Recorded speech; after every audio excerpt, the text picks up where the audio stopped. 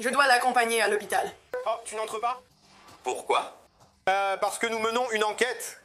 Ce coup de couteau était-il vraiment de la légitime défense ou le résultat d'une relation toxique où la victime a payé le prix ultime? Nous devons vous informer que Christian n'a pas survécu. Les médecins ont fait tout leur possible. Christian et ses morts? Un jury de Floride devra trancher cette question lors du procès de ce mannequin OnlyFans, des années après son arrestation. Merci de suivre Law and Crime. Je suis Elisabeth Milner. Connaissez-vous Courtney Clinay? C'est la mannequin OnlyFans, accusée d'avoir tué son petit ami Christian en 2022. Depuis son arrestation, l'affaire a eu de nombreux rebondissements, dont l'arrestation de ses parents. Les charges contre ses parents ont été abandonnées, mais Courtney sera jugée dans environ 10 semaines. Comment s'appelle-t-il? Papa reviendra. Comment s'appelle-t-il? Comment s'appelle-t-il? Christian Obamseli. Christian Obamseli. Assieds-toi, assieds-toi, assieds-toi, assieds-toi. Courtney Clinay était en crise à l'arrivée des policiers dans son appartement de luxe à Miami. C'est la petite amie, menottée actuellement. Tu es la petite amie? C'est moi. Je suis couverte de... Je le tenais tout le temps. Alors, qui l'a fait? Eh bien, on sait qui l'aurait fait, mais comment en est-on arrivé là? En 2020 années de grands bouleversements, Christian Abumseli et Courtney Clinay ont commencé à sortir ensemble à Austin, Texas. D'après un rapport 2022 du Rolling Stone, des sources proches ont indiqué que leur relation était déjà tumultueuse dès le début. Certaines conséquences venaient des problèmes de substance présumés de Courtney et de son comportement agressif dans leur couple.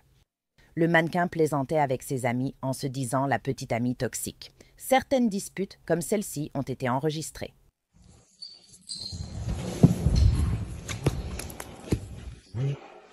Détermine si tu as terminé de me manipuler mentalement. Décide si tu as terminé le gaslighting. Je suis en colère que tu m'aies dit de venir. C'est un putain de... Je t'ai demandé tellement de fois Oui. que je ne sais pas et je m'excuse. Tu m'as frappé. Ferme ta gueule. Ou celle-ci.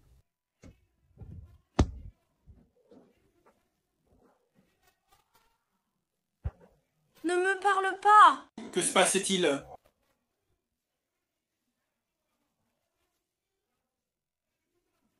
Arrête, je ne suis pas ta... Je ne le fais pas exprès. Tu lui parles. Tu sais que tu dois me le dire. Oui, je suis vraiment désolé. Tais-toi et laisse-moi te gifler, espèce d'idiote. Donne-moi mon téléphone. Tu as ton téléphone? Je ne l'ai plus. Trouve-le et fous-le en charge. Peut-être pensaient-ils trouver des jours meilleurs en quittant l'état de l'étoile solitaire pour s'installer ensemble dans l'état ensoleillé. Puis un samedi d'avril, une réceptionniste a appelé la police. La réceptionniste a dit à la police que Courtney et Christian, qui vivaient dans le condo depuis environ 4 mois, causaient encore des troubles. Courtney a dit qu'elle quittait Christian, mais il refusait de partir. Le lendemain, la police est revenue dans l'immeuble de luxe et a découvert une scène de crime sanglante.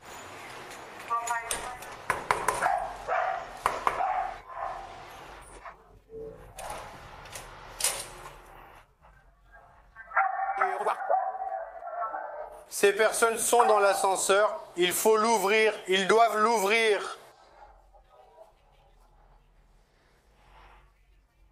Reste à terre, mec. Jenny, j'ai besoin de toi. J'ai besoin de toi. J'ai besoin de toi. Attends, ouvre. Garde ça ouvert. Je vais voir si je peux aider ces gens. Et ils veulent être... Ranger? Les gars, dites-moi ce qui se passe. Ranger? Je veux te parler.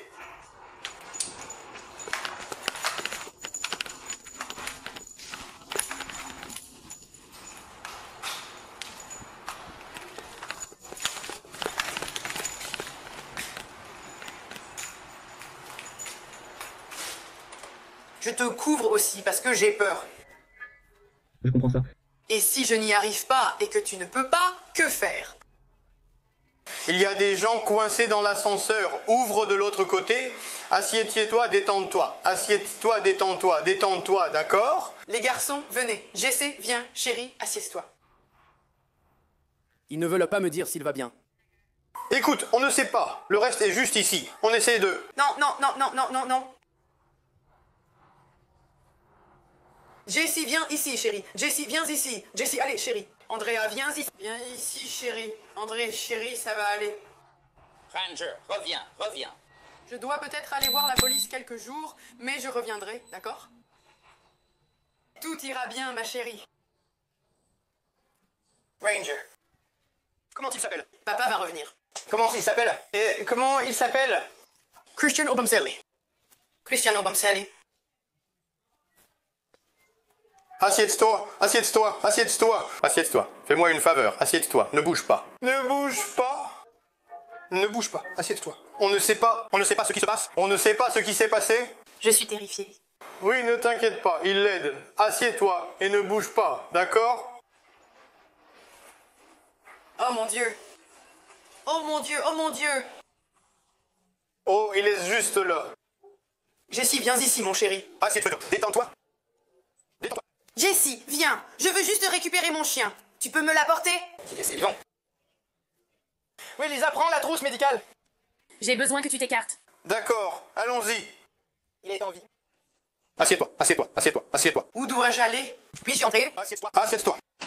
Ce chien ne va pas mordre? Hé Jess, non, ils ne mordront pas. Amène-le ici. D'accord, en tant que personne, peux-tu m'amener mon autre chien, s'il te plaît? Ton chien est là, oublie-le maintenant, ne t'inquiète pas. Mais je suis couverte de sang, on dirait que... Je l'ai tenu tout le temps. Je sais. On vérifie. Descends, d'accord. Calme-toi. Je vais aller bien, les garçons. D'accord, calme-toi. D'accord, ça va. Et chérie, allez, viens. C'est la petite amie. Elle est menottée. Tu as la petite amie? C'est moi. Et c'est moi. Je suis couverte de... Je l'ai tenu dans mes bras tout le temps. Il était comme...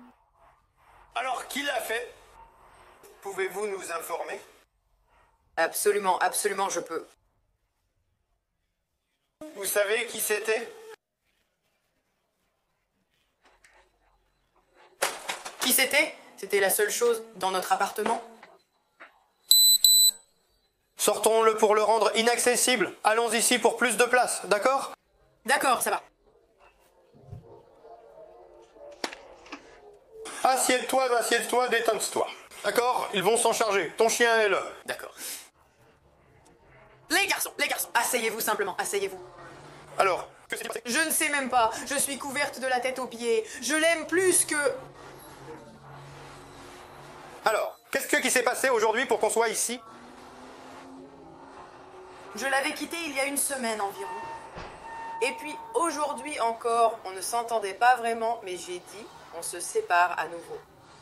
Donc, vous essayez de vous remettre ensemble? Oui, absolument. Parce que je veux l'épouser, je l'aime. Je crois qu'il m'aimait et qu'il pouvait changer. Je pouvais changer, peu importe. Et il a juste commencé à faire des trucs. Il a dit que lui ne me ferait plus de mal. J'ai dit que c'était fini entre nous et je suis partie. Il m'a alors plaqué contre le mur. Il t'a plaqué contre le mur? Il m'a plaqué contre le mur, puis au sol et m'étranglait. Je me suis relevée et j'ai appelé ma mère pour lui parler. Et puis... il a foncé sur moi alors que je tenais juste ça pour lui dire de ne pas venir. Qu'est-ce que tu as dans la main? Parce que je suis... Qu'est-ce que tu as dans la main? Un couteau. Parce que j'avais peur. Je te demande, qu'est-ce que tu as dans la main? Le couteau. Un couteau? D'accord. J'ai appelé ma mère, elle était au téléphone, elle peut confirmer. J'avais peur, il a foncé sur moi, alors je l'ai lancé. C'était comme... j'avais peur de lui, puis j'ai commencé à l'effrayer. C'était... oh mon Dieu. Je ne sais pas, j'ai juste l'impression que... Donc il a dit qu'il t'étranglait, et puis... il m'étranglait. Je suis sortie, j'ai appelé ma mère parce que j'avais peur à propos du... et puis j'ai recommencé à pleurer, et il est revenu vers moi, il s'est jeté sur moi, et j'ai juste... tu es dans la cuisine. Dans la cuisine, donc... Peu m'importe ce qui s'est passé. Dis-moi simplement où il sera. Écoute, en ce moment, il s'occupe de lui, donc... D'accord.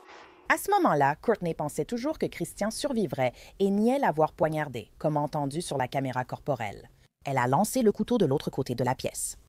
Le médecin légiste a finalement conclu à un homicide, le couteau ayant pénétré de 8 cm dans l'épaule de Christian en direction descendante. Il paraît difficile d'avoir ce type de blessure si un couteau est lancé, comme l'affirme Courtney. Courtney n'a appris la mort de son petit ami qu'au moment de son interrogatoire officiel. Nous devons vous informer que Christian n'a pas survécu. Malheureusement, les médecins ont fait tout ce qu'ils ont pu. Christian est mort. Oh mon Dieu.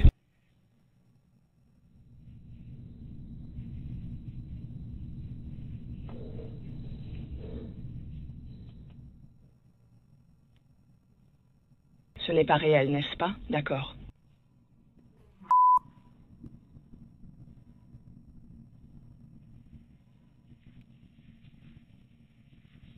Christian est mort. Est-ce que je peux avoir un câlin, s'il vous plaît? J'ai le droit de faire ça ici.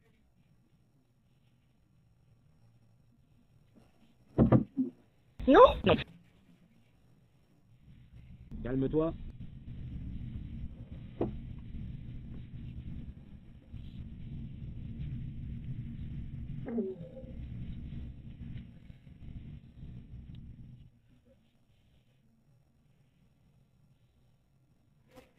J'ai besoin de serrer ma mère dans mes bras. Je vais parler à tes parents bientôt. Je ne peux pas rester seule dans une pièce. Tu ne le feras pas. Non, ce n'est pas vrai. Je ne savais pas. Ce n'est pas réel. N'est-ce pas? Christian, est-ce que Christian est mort? Oui. Je sais. Je n'arrive tout simplement pas à y croire.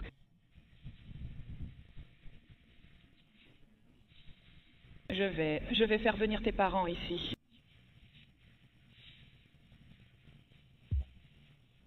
Tes parents font tout pour venir te chercher rapidement. Pourquoi? Pour faire venir tes parents ici. Donc, ils font tout leur possible en ce moment pour trouver un moyen de venir ici.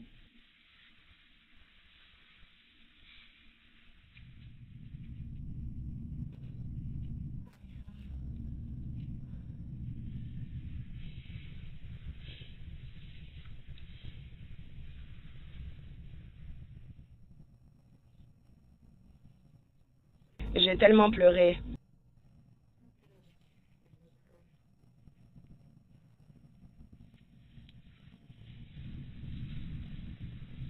Repose-toi, c'est un choc.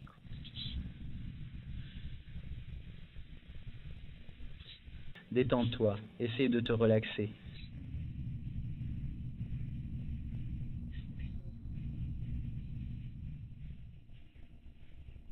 Nous allons t'apporter de...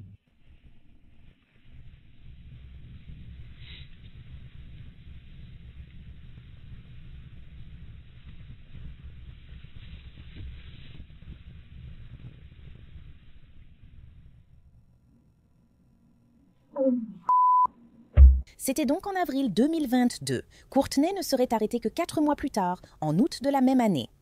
Arrêtée à Hawaï dans un centre de désintoxication, elle a été extradée vers la Floride. Les policiers, s'appuyant sur des années de messages et des vidéos de Christian, affirment que Courtney était l'agresseur. Elle a été inculpée de meurtre au second degré. Lors d'une audience en novembre 2022, la détective a témoigné que Christian avait un moment cru que Love voulait le tuer. Très bien, monsieur. De quoi a-t-on parlé dans le message texte du 27 ou 28 février? Alors, à ce moment-là, la victime, il a écrit un très long message à l'accusé. Il a en quelque sorte commencé à expliquer si l'amour allait le tuer. Dans ce message, il a expliqué comment l'accusé l'a poignardé à plusieurs reprises, l'a frappé avec le téléphone, avec d'autres objets, et l'a traité de nègre à plusieurs reprises. Et en ce qui concerne le fait de lui faire du mal, il dit qu'il a fait de son mieux pour surmonter cela. Et qu'après qu'il ait traversé cela, après qu'il ait commencé avoir un conseiller, un psychiatre, il va la quitter. Mais ensuite, il a aussi commencé à expliquer que mais elle était toujours prête. À surmonter cela, il souhaite aussi continuer à essayer. Christian a envoyé ces messages à cette époque. La vidéo de surveillance provient de l'ascenseur de leur immeuble. Courtney casse un écran dans l'ascenseur. Christian entre dans l'ascenseur et elle commence à le pousser, à le gifler et à lui tirer les cheveux, selon les allégations. Ensuite, elle le frappe et il tente de l'arrêter en tendant les mains. Ce n'est qu'une partie des preuves que les procureurs disent avoir contre le mannequin OnlyFans.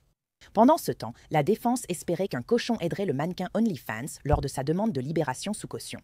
La défense a engagé un expert en lancer de couteaux qui a lancé des couteaux sur une carcasse de cochon pour montrer que Courtney avait agi en légitime défense. Mais les procureurs soutiennent que Courtney a lancé le couteau à environ 3 mètres de distance, ce qui était plus loin que la démonstration du lancer de couteau qui n'était qu'à 2 mètres. La libération sous caution de Courtney a échoué, elle est en prison depuis son arrestation. Si la démonstration sur le cochon n'était pas déjà assez choquante, il y a eu encore plus de rebondissements dans cette affaire. En janvier 2024, les parents de Courtney ont été arrêtés pour avoir sciemment accédé à des preuves non autorisées. L'ordinateur de Christian constitue la preuve. Les parents de Courtney, Deborah et Kim Cleaney ont été inculpés pour accès non autorisé à un ordinateur ou appareil électronique. Quelques mois plus tard, un juge a abandonné les accusations, estimant que les procureurs avaient violé le secret professionnel avocat-client. Ensuite, la défense a demandé le retrait du bureau du procureur de Miami-Dade de son procès. Bien que la procureure principale se soit retirée, c'est pour l'instant le seul changement côté accusation. Et enfin, après des années où l'affaire a parcouru le système judiciaire, une date de procès est officiellement fixée au 1er décembre de cette année. Je suis rejointe par l'avocate de la défense pénale, Kezia Hurley. Merci Kezia d'être avec moi aujourd'hui.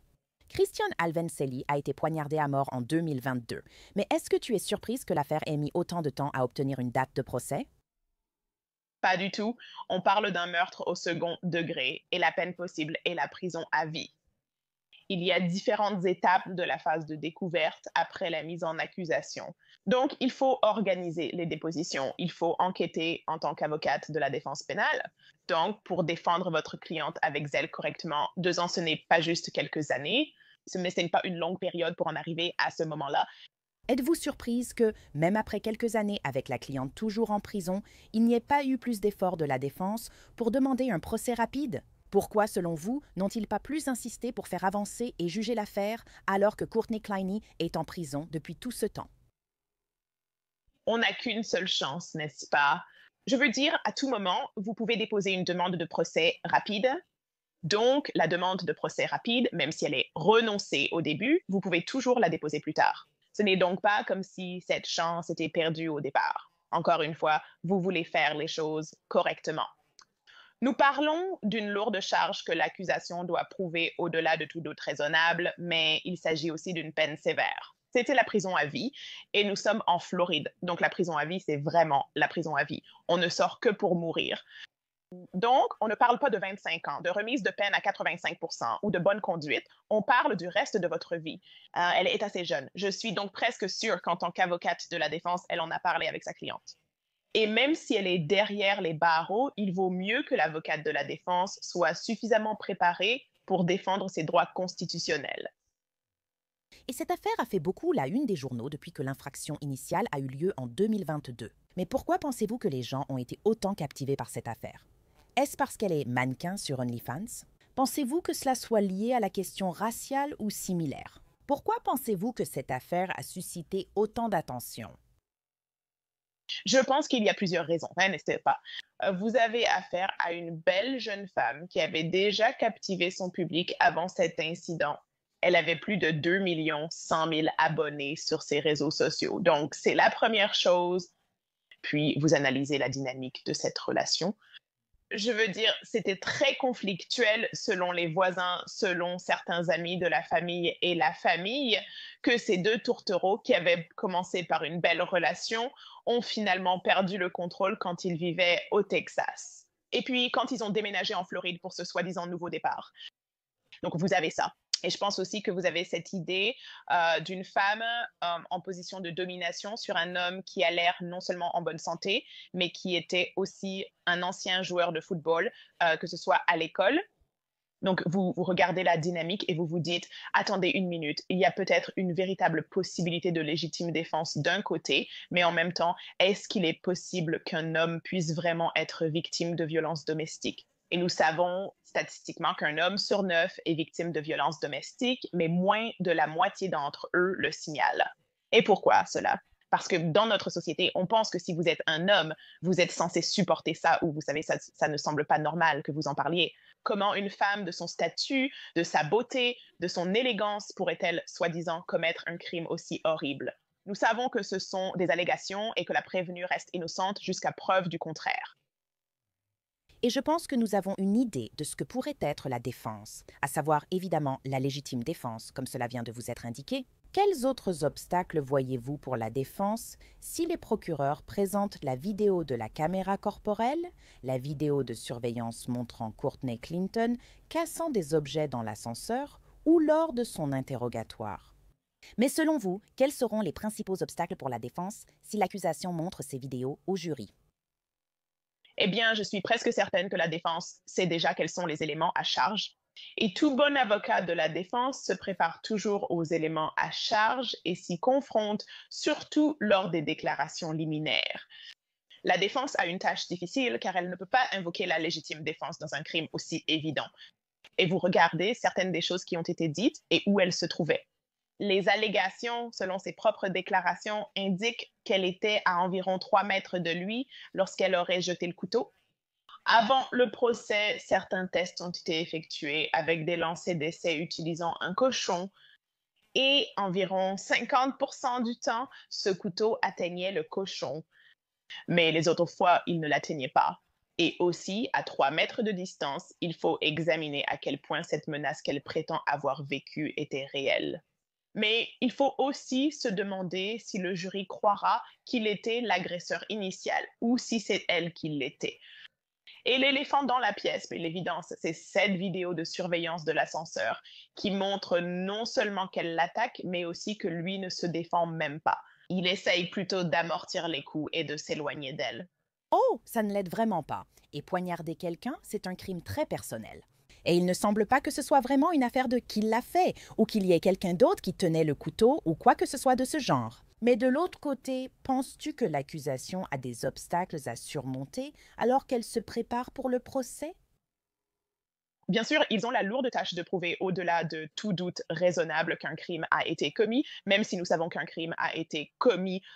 Et ils doivent surmonter la question de savoir s'il s'agissait ou non de légitime défense. Parce qu'en fin de compte, un jury aura tendance à adopter le point de vue de la défense et à examiner non seulement les preuves de son point de vue à elle, mais la défense essaiera aussi de montrer que, vous savez, peut-être que les choses ne sont pas toujours ce qu'elles semblent être. Elle n'avait pas d'autre issue. Donc, l'État doit prouver non seulement au-delà de tout doute raisonnable, mais il doit aussi surmonter cette justification de la légitime défense. Était-ce vraiment de la légitime défense ou juste une agression excessive? Oui, et quelle importance cela aura-t-il pour l'accusation en ce qui concerne simplement les plaintes pour tapage et ce que les voisins ont dit à propos d'avoir entendu des voix fortes et agressives? Car en revoyant la vidéo de surveillance dans l'ascenseur, pour reprendre ton point, Kezia, on voit que Christian se défendait du mieux possible face à une femme qui l'attaquait. Je suppose qu'il essayait d'être aussi respectueux que possible, mais cela nous a vraiment ouvert les yeux sur ce à quoi ressemblait leur relation en coulisses. Enfin, en coulisses, je devrais dire. Ce n'était pas ce qu'on voyait sur les réseaux sociaux, tout mignon et amoureux, mais ça donnait vraiment l'impression que c'était juste un jour comme un autre dans leur relation, jusqu'à ce qui s'est passé par la suite. Absolument. C'est vraiment l'histoire de 2 mondes différents, n'est-ce pas? C'est ce qu'elle montrait sur les réseaux sociaux, ce couple parfait par opposition à ce qui s'est réellement passé dans la vraie vie. Et ce qui va aussi entrer en jeu, c'est cet appel au 911, parce que cela permet de contourner l'exception du oui-dire, car il s'agit d'une réaction immédiate à ce qui serait arrivé. Et la défense sait déjà que cet appel au 911 va être présenté. Qu'elle témoigne ou pas, je suis presque sûre qu'elle sera prête si elle parle à la barre. Elle devra expliquer chacun de ses propos. Et si cela diffère de ce que montrent les preuves, la police scientifique, l'enquête et la façon dont les preuves ont été recueillies, s'il y a une différence totale, elle perdra toute crédibilité auprès du jury. Et si elle perd sa crédibilité auprès du jury, elle perd cela. L'argument portait sur la légitime défense, non sur une possible dissimulation. Donc, tout va vraiment se résumer non seulement à cette vidéo, mais aussi à ce premier appel au 911 et à ce qui a été dit. Exactement. Et elle aurait même appelé sa mère avant le 911. Il y a aussi cela. Et Kezia, penses-tu, puisque la défense semble s'orienter vers la légitime défense, qu'il y a une forte possibilité que Courtney Cleaney puisse témoigner à la barre? Penses-tu que cela pourrait arriver? Jamais dire jamais, mais penses-tu que ce serait judicieux qu'elle témoigne? Bien sûr, il n'y a aucun moyen, du moins je ne vois pas comment on peut plaider la légitime défense à moins qu'il y ait un autre témoin qui puisse témoigner de tout ce que tu vas dire et qui se trouvait justement sur place. Et je parle d'un témoin oculaire. Il n'y a aucun moyen de justifier tes actes sans raconter ta version des faits au jury. Donc, je peux te dire tout de suite, elle doit absolument témoigner à la barre. C'est indispensable, mais elle doit être préparée. Oh, je suis presque sûre que ses avocates la prépareront au fait défavorable pour le contre-interrogatoire. Je pense donc qu'elle témoignera à la barre. Ce serait intéressant à voir si cela arrivait. J'ai toujours une pensée pour la famille de la victime, surtout car ils attendent la justice depuis des années. L'affaire a été sans cesse reportée. Maintenant, nous avons enfin une date de procès. Mais que pensez-vous que la famille de la victime ressent à travers tout cela, à travers toutes ces différentes procédures, et puis devoir aller au procès plus tard cette année? Et une pluie d'émotions. Et je dis toujours que même s'il y a une condamnation, il n'y a jamais de véritable clôture parce que personne ne gagne vraiment. La famille de l'accusé, même si elle est acquittée des charges, il y a toujours cette négativité qui plane, l'idée qu'elle a peut-être échappé à une condamnation pour meurtre. Mais pour les victimes, même si elle est reconnue coupable par un jury composé de ses pairs, cela ne le ramènera pas, n'est-ce pas?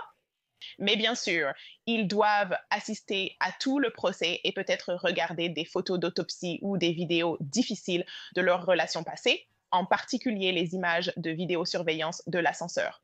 Donc ça va être difficile. Et très souvent, les familles des victimes sont oubliées parce qu'on se concentre sur l'accusé. Et ça va tout simplement être difficile. Mais je pense qu'il y aura une lueur d'espoir au bout du tunnel, pour ainsi dire, si elle est condamnée. Ils ont ce qu'on appelle la déclaration d'impact de la victime, où ils peuvent s'adresser à l'accusé après sa condamnation et libérer ce qu'ils ont gardé en eux, car c'est leur seul moment pour avoir une voix devant la justice. Donc, c'est un chemin difficile et parfois, cette porte, cette fermeture ne se referme jamais vraiment. Il reste possible que l'affaire arrive à la sélection du jury, puis que Courtney Cleaney choisisse finalement de conclure un accord. Je préférerais peut-être un accord de plaidoyer. Pensez-vous que ce soit possible dans cette affaire? On ne sait jamais avec les procès. Bien sûr, je veux dire, à tout moment, c'est au procureur de décider. Nous ne savons pas si un accord a été proposé ou non, n'est-ce pas? Et parfois, plus on se rapproche du procès devant jury, on se rend compte, attendez une minute, la perpétuité, c'est vraiment la perpétuité. Et si je suis reconnue coupable de meurtre au second degré, il se peut que je ne sorte jamais. Donc peut-être que je peux accepter 25 ans, 30 ans ou 40 ans. Elle est très jeune. On ignore s'il y avait une date limite pour cette offre de plaidoyer. Parfois, il y en a une. On ne peut donc pas attendre le jour du procès, car toute la préparation et les convocations sont déjà faites. Mais il y a des moments où les accusés réalisent vraiment que, vous savez quoi, il se peut que je ne gagne pas. Je sais que je suis innocente, mais je ne veux pas risquer d'être poursuivie parce qu'on sait aussi que des innocents sont condamnés et que leurs condamnations sont annulées des années plus tard.